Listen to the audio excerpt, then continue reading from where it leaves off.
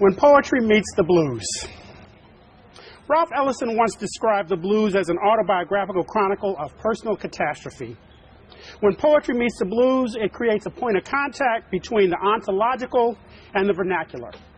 The blues takes W.E.B. Du Bois's declaration that black life can be characterized as, quote, two warring ideals in one dark body, end quote, and gives us Bessie Smith's Backwater Blues when she says, then I went and stood upon some high old lonesome hill, then looked down on the house where I used to live.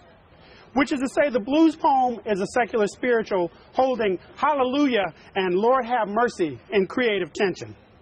It rejects the Cartesian either or in favor of both and. For instance, Gail Jones's deep song closes with the line, sometimes he is a good dark man, sometimes he is a bad dark man. I love him. The blues poem is a crossroads where X signals both self-recovery and risk, as if to say, baby, I ain't got but $1 and a dime, but if I got to drink muddy water, sleep in a hollow log, 1 minute in your arms will be worth misery stretching till the end of time.